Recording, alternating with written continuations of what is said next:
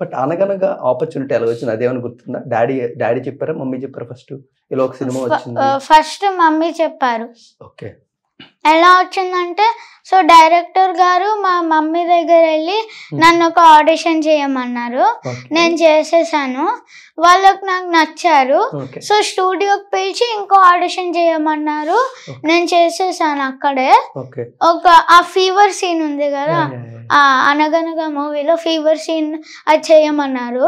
అది చేసేసాను. బాగా చేసా, సెలెక్ట్ అయిపోయా. Super. So first day sets కి ఏప్రిల్లో ఆ రోజు ఏం జరిగింది అనగనగా సెట్స్? ఫస్ట్ డే చెత్త ఎత్తాం కదా ఆ మూవీలో, ఆ సీన్ జరిగింది.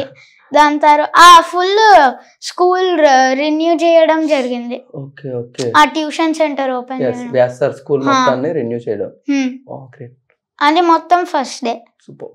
సో ఫస్ట్ డే కంప్లీట్ అయిపోయిన తర్వాత లేకపోతే ఫస్ట్ డే సెట్స్ ఏమైనా నర్వస్ ఫీల్ అయ్యావా? కొంచెం టెన్షన్ ఫీల్ అయ్యావా? ఇప్పుడు చాలా పెద్ద క్యారెక్టర్ ఉంది నాది, ఎలా పర్ఫార్మ్? ఫస్ట్ సీన్ లో టెన్షన్ పడ్డా కొంచెం. దాని తర్వాత నాకు టెన్షన్ ఏం ఉండలేదు, పోయింది టెన్షన్. బట్ నువ్వు దానికన్నా ముందే తమన్నా గారితో, రవితేజ గారితో చాలా పెద్ద పెద్ద స్టార్లు చేసావు కదా, మళ్ళీ ఇంకెందుకు చిన్న టెన్షన్ వచ్చింది విహార్ష్?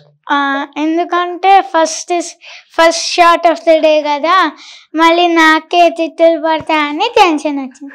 సుమంత్ గారు ఎప్పుడు కలిసా ఫస్ట్ టైం? ఫస్ట్ సీన్ లో కలిసా. ఓకే.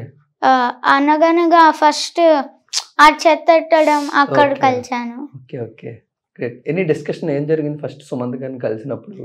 ఫస్ట్ స్టార్టింగ్ మూవీలో ఏం డిస్కషన్ అవ్వలేదు, కానీ మధ్యలో వచ్చేసరికి ఆయన చెప్పారు ఇలా నువ్వు ఇలా చేయి, నేను ఇలా చేస్తా, నువ్వు ఇలా డైలాగ్ చెప్పు, నేను ఇలా డైలాగ్ చెప్తా అని చేశారు. ఓకే. సో సినిమాలు చూస్తావు ఎక్కువ? అది కూడా ఎక్కువ చూస్తావు. ఏ సినిమాలు అంటే బాగా ఇష్టం? కామెడీ ఇష్టమా, యాక్షన్ ఇష్టమా? Comedy action. వావ్. సో బెంగళూరులో ఉంటావు కదా నువ్వు, అక్కడ ఎక్కువ థియేటర్కి వెళ్తావు, ఇంట్లోనే చూస్తావు సినిమాలన్నీ? కొన్నిసార్లు థియేటర్ వెళ్తా, కొన్నిసార్లు ఇంట్లో చూస్తా. ఓకే. నువ్వు ఇంత మంచిగా తెలుగు సినిమాలు చేసు మా తెలుగు ఆడియన్స్ అందరికి దగ్గర అయ్యి నువ్వు బెంగళూరులో ఉండడం ఏంటి మరి?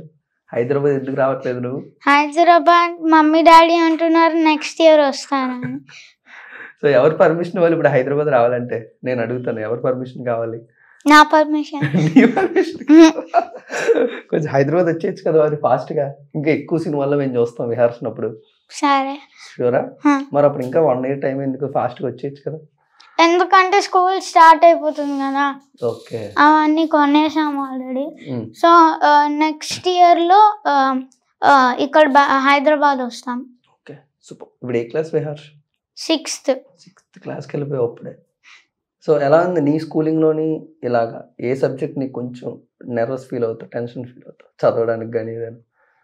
చదవడానికి మ్యాథ్స్, నర్వస్ ఫీల్ అవ్వడానికి సోషల్ అండ్ సైన్స్.